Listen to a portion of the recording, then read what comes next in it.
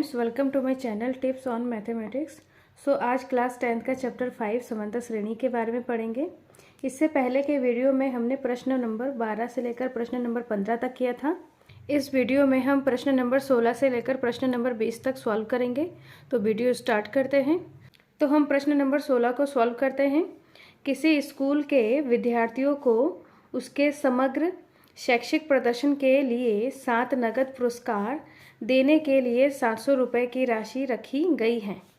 यदि प्रत्येक पुरस्कार अपने से ठीक पहले पुरस्कार से 20 रुपये कम है तो प्रत्येक पुरस्कार का मान ज्ञात कीजिए।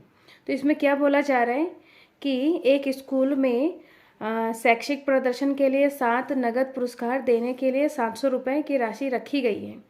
जो हमारा कुल राशि है वो कितना है, 700 रुपये है। और इसमें ये बोला जा रहा है कि प्रत्येक पुरस्कार अपने से ठीक पहले पुरस्कार से 20 रुपये कम है। तो इसमें ये नहीं बोला गया है कि जो पहला पुरस्कार है वो हमारा कितना है, तो उसको हमें क्या करेंगे, ए मान लेंगे। तो इसको हम इस प्रकार से लिखेंगे, जो पहला पुरस्कार है वो हमें नहीं पता है तो इसको हम ए मान लेंगे। तो ए प्लस दूसरा पुरस्कार क्या होगा, पहले पुरस्कार से 20 रुपये कम होगा तो ए माइनस 20।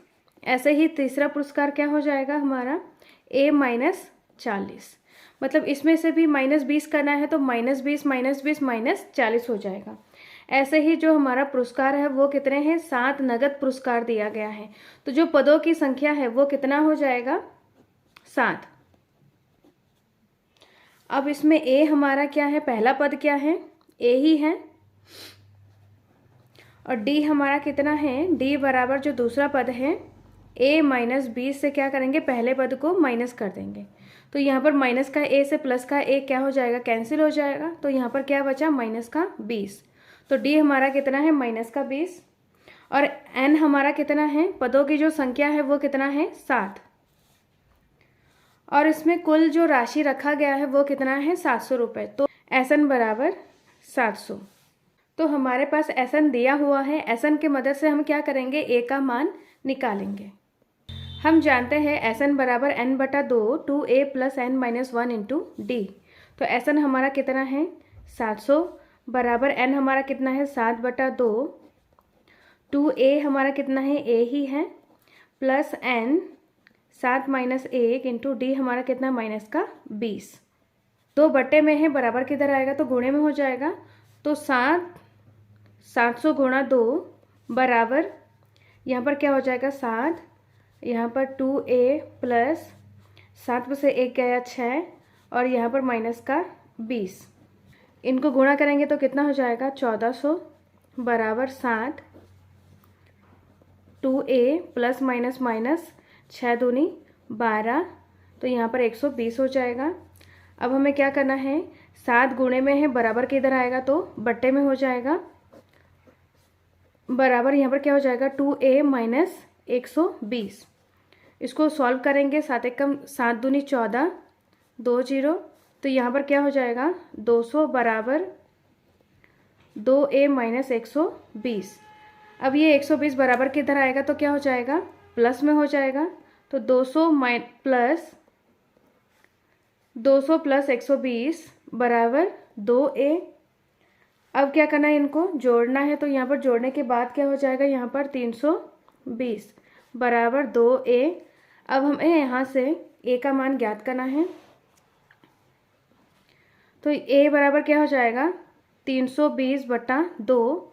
इसको क्या करेंगे, भाग देंगे, 2 एकम 2 2 छंग 12 और यहाँ पर 0। तो जो a का मान आ रहा है, a बराबर कितना आ रहा है, 160। तो जो प्रथम पुरस्कार है हमारा वो कितना है, 160 है। ऐसे ही प्रथम पुरस्कार हमारा कितना है, 160। 160 से 20 कम करेंगे तो कितना हो जाएगा, 140। 140 से 20 कम करेंगे तो 120। 120 से 20 कम करेंगे तो 100। ऐसे ही 80 60 40। तो ये क्या है, हमारा 7 नगद पुरस्कार है।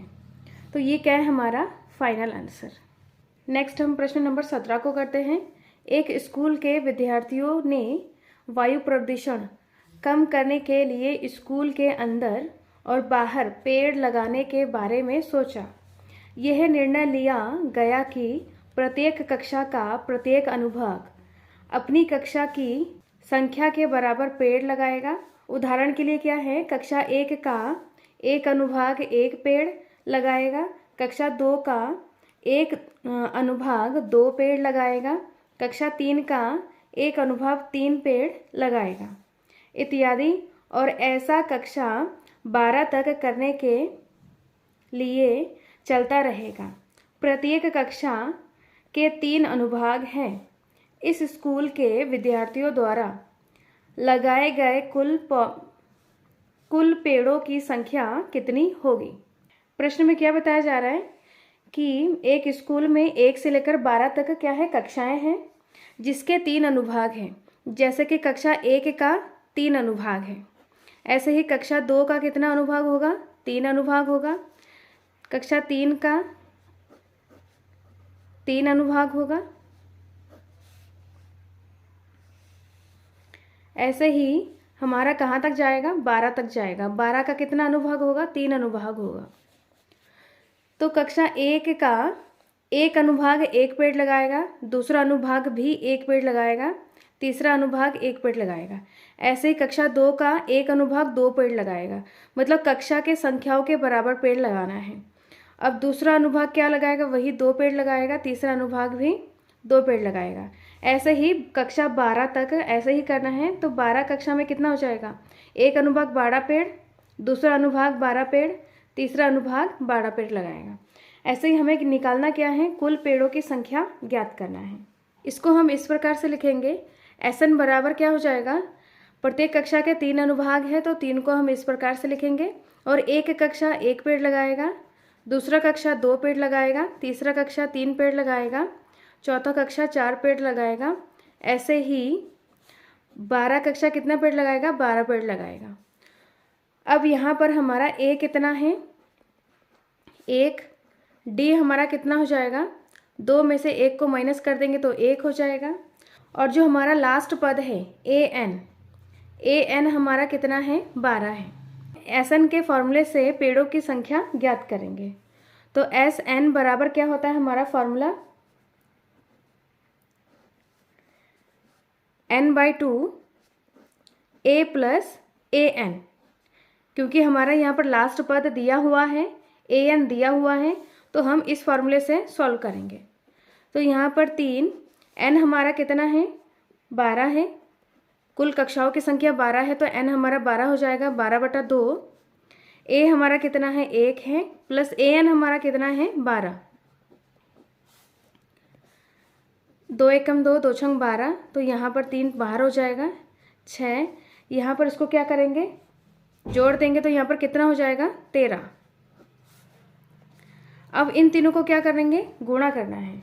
3 छंग क्या हो जाएगा, 18 गुणा 13, इन दोनों को गुणा करेंगे तो कितना हो जाएगा, 234। अतः कुल पेड़ों की संख्या 234 है। ये क्या है हमारा फाइनल आंसर। नेक्स्ट हम प्रश्न नंबर 18 को करते हैं। केंद्र A से प्रारंभ करते हुए बारी बारी से केंद्र A और B को लेते हुए त्रिज्याओं 0.5 centimetre, 1 centimetre, 1.5 centimetre, 2 centimetre dash वाले उत्तरोत्तर अर्धवृत्तों को खींचकर एक सर्पिल बनाया गया है। जैसे कि आकृति ये दिया हुआ है, दर्शाया गया है। 13 क्रमगत अर्धवृत्तों से बने इस सर्पिल की कुल लंबाई क्या है। तो इसमें क्या दिया हुआ है, पाई बराबर 22/7। प्रश्न में ये चित्र दिया हुआ है। इसमें केंद्र A यहाँ से लेकर यहाँ तक घूमेंगे तो यह अर्धवृत्त बनेगा। ऐसे ही यहाँ से यहाँ तक करेंगे, ये दूसरा अर्धवृत्त, ये तीसरा अर्धवृत्त और ये क्या है, चौथा अर्धवृत्त। ऐसे ही 13 क्रमगत अर्धवृत्तों से बने हुए सर्पिल की कुल लंबाई क्या है, हमें क्या करना है, कुल लंबाई ज्ञात करना है। चौथा, पांचवा ऐसे करके 13 बार क्या होगा, ये घूमेगा। तो यहाँ से प्रारंभ से लेकर 13 तक जो सर्पिल बनाया जा रहा है, जो सर्पिल की जो लंबाई है वो क्या करना है, हमें ज्ञात करना है। प्रश्न में बोला जा रहा है कि सर्पिल की कुल लंबाई हमें क्या करना है, ज्ञात करना है। जो कि अर्धवृत्ताकार है। तो सर्पिल की लंबाई मतलब ये क्या है, अर्धवृत्ताकार है, अर्धवृत्त है। तो अर्धवृत्त की हमें क्या करना है, लंबाई ज्ञात करना है। इसका मतलब ये क्या है, इसका परिधि है, परिमाप है। तो हमें अर्धवृत्त का परिमाप ज्ञात करना है। अर्धवृत्त का परिमाप क्या होता है, जो वृत्त का परिमाप क्या होता है, 2 पाई r। अर्धवृत्त में क्या करेंगे, इसको आधा कर देंगे, 2 से 2 कैंसिल हो जाएगा, तो यहाँ पर क्या बचा है, पाई r। तो अर्धवृत्त का परिमाप क्या हो जा रहा है, पाई r। अब ऐसे ही हमें 13 अर्धवृत्त की लंबाई हमें क्या करना है, ज्ञात करना है। तो जो पहला हमारा अर्धवृत्त है उसको हमने L से डिनोट करा है, तो इसकी जो त्रिज्या है वो R1 से डिनोट करेंगे। ऐसे ही दूसरा जो सर्पिल है उसका जो त्रिज्या है उसको हम R2 से डिनोट करेंगे। तीसरे वाले को क्या करेंगे, R3 से डिनोट करेंगे। तो इसको हम इस प्रकार से लिखेंगे, पाई R1 plus pi R2 plus pi R3 plus pi R4। ऐसे ही क्या हो जाएगा, पाई R13। यहाँ से पाई कॉमन ले लेंगे, तो यहाँ पर R1 plus R2 plus R3 dot dot ऐसे हो जाएगा R13।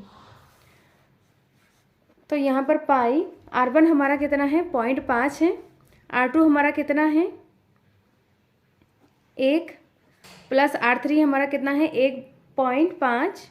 ऐसे ही हमारा क्या हो जाएगा, 13 तक जाएगा। A क्या है, इसमें A हमारा कितना है, 0.5। D हमारा कितना हो जाएगा, दूसरे वाले पद से पहले वाले पद को क्या करेंगे, माइनस करेंगे, तो यहाँ पे क्या हो जाएगा, 0.5। और यहाँ पर n कितना है हमारा, 13 है। अब हम Sn वाले फॉर्मूले से इसको सॉल्व करेंगे। तो यहाँ पर n/2 2a plus n-1 into d. Pi n हमारा 13 है, 13/2, 2a हमारा कितना है, 0.5 प्लस 13 माइनस 1 इंटू डी हमारा कितना है, 0.5। पाई का मान हमें क्या रखना है, 22/7।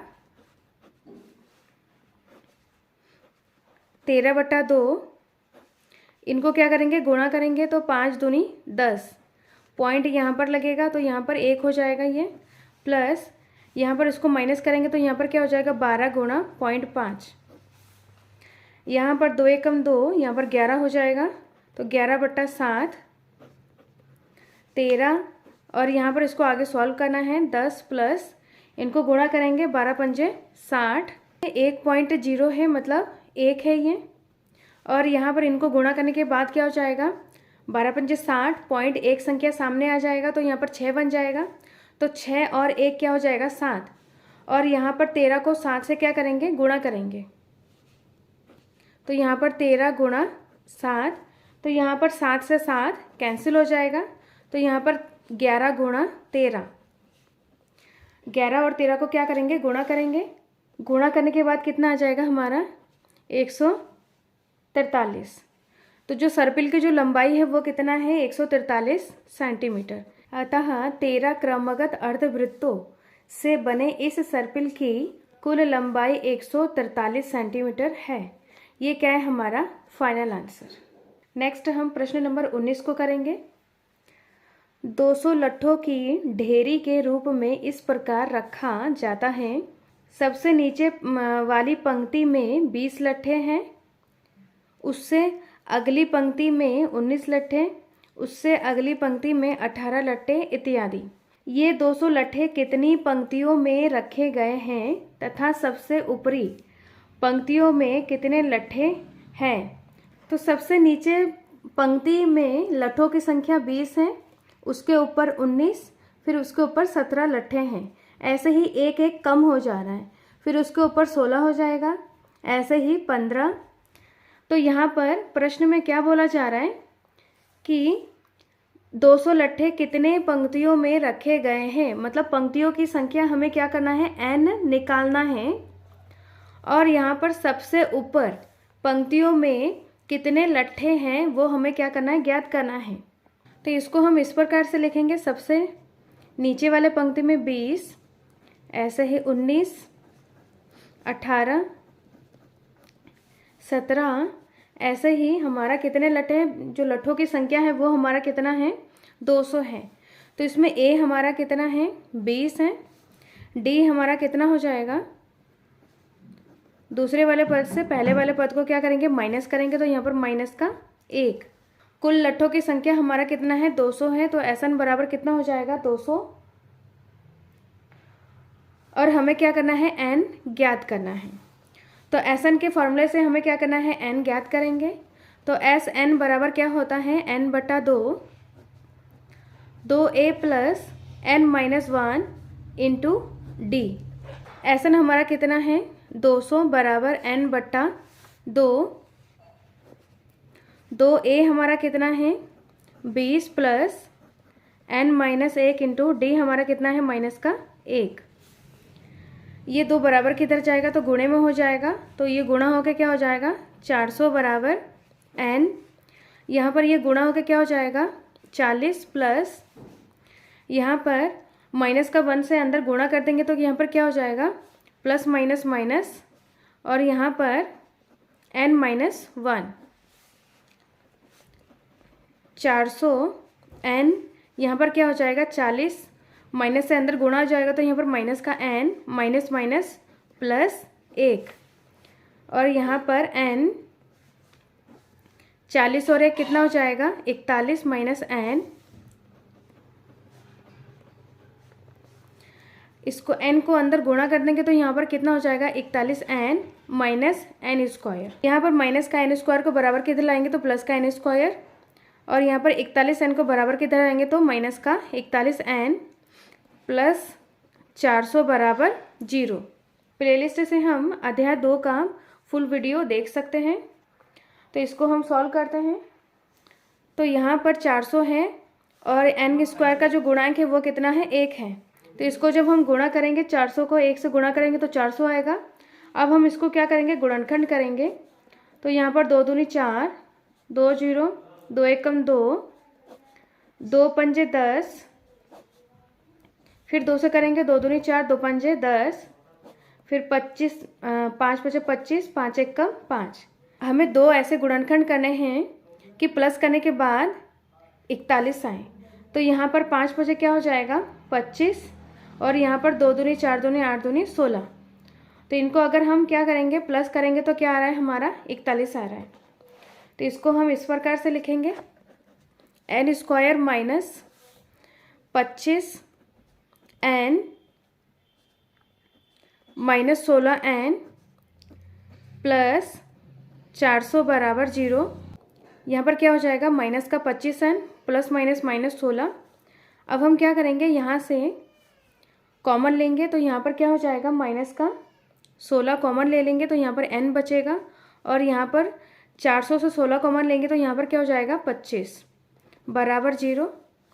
यहाँ पर ब्रैकेट के अंदर क्या है दोनों सेम है, तो यहाँ पर n माइनस 25 और यहाँ पर क्या हो जाएगा n माइनस 16 बराबर 0। और यहाँ पर क्या है अब हम n का मान निकालेंगे, तो इसको एक बार n माइनस 25 को 0 के बराबर करेंगे तो यहाँ पर n बराबर कितना हो जाएगा 25। ऐसे ही n माइनस 16 बराबर 0 करेंगे तो यहाँ पर n बराबर कितना हो जाएगा 16। तो यहाँ पर n के दो मान आ रहे हैं, एक आ रहा है 25 और एक 16। तो यहाँ पर लट्ठों की संख्या क्या है, या तो 25 हो सकता है या तो 16 हो सकता है। तो इसको हम आगे सॉल्व करके देखेंगे कि क्या आ रहा है इसका n का मान। सबसे ऊपर पंक्ति में कितने लट्ठों की संख्या है उसको हम ज्ञात करेंगे। तो एक बार n बराबर 25 लेंगे, एक बार n बराबर 16 लेंगे। तो यहाँ पर n बराबर 25 लेते हैं और हमारा a हमारा कितना है 20 है, और d हमारा कितना हो जाएगा माइनस का 1 जो हमने पहले निकाला है। अब a n बराबर क्या होता है a plus n minus 1 into d. तो a n हमारा कितना है 25 बराबर a हमारा कितना है तो 20 प्लस 25 माइनस 1 इंटू डी हमारा कितना है माइनस का 1। यहाँ पर a 25 बराबर 20, यहाँ पर क्या हो जाएगा प्लस माइनस माइनस 25 में से 1 को माइनस करेंगे तो क्या हो जाएगा 24, और यहाँ पर 20 में से 24 को माइनस करेंगे तो क्या हो जाएगा 4, और बड़ी संख्या के सामने माइनस है तो यहाँ पर माइनस आ जाएगा। पर लट्ठों की संख्या कितना आ रहा है, माइनस का 4। अब हम n बराबर 16 के लिए करेंगे an वाले फॉर्मूले से। तो a हमारा कितना है 20, d हमारा माइनस का 1 और n हमारा 16 है। तो a n बराबर a plus n minus 1 into d. तो a n हमारा कितना है 16 बराबर a हमारा 20 है प्लस 16 माइनस 1 इंटू डी हमारा माइनस का 1। यहाँ पर 20 प्लस माइनस माइनस 16 में से 1 गया 15। अब हम क्या करेंगे, इसको हम माइनस करेंगे तो यहाँ पर 5 आ जाएगा। तो यहाँ पर A16 हमारा कितना आ रहा है, 5 आ रहा है। जब हम n बराबर 25 रखा था तो जो लट्ठों की संख्या आ रही थी वो कितना आ रहा था, माइनस का 4। तो लट्ठों की संख्या कभी माइनस का 4 नहीं हो सकता है, तो ये हमारा क्या है, असंभव है। इस प्रकार जो लट्ठों की संख्या है वो कितना आएगा, 5। और जो पंक्तियों की जो संख्या है, सबसे ऊपर पंक्तियों की जो संख्या है वो कितना है, 16 है।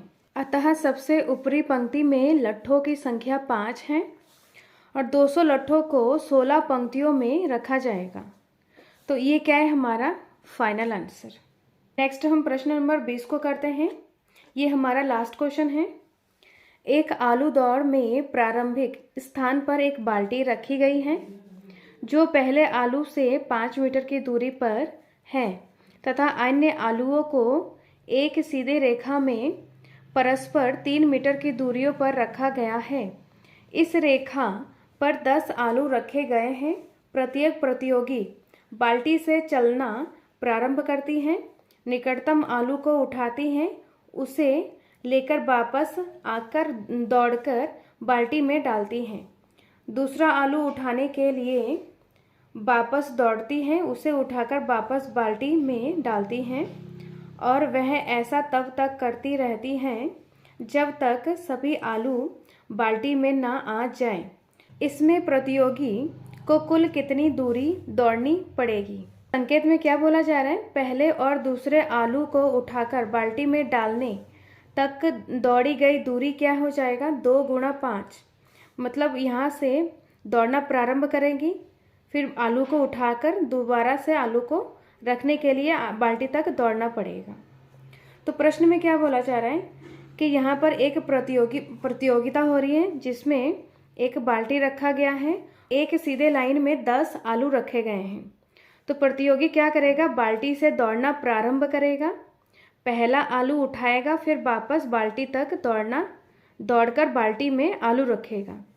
ऐसे ही दूसरा आलू उठाएगा तो बाल्टी से दौड़ना प्रारंभ करेगा, फिर आलू को उठाएगा, फिर बाल्टी तक उसको रखेगा। कहने का मतलब ये है कि बाल्टी से दौड़ेगा, फिर यहाँ से आलू उठाएगा तो वो इस दूरी को 2 बार तय करेगा।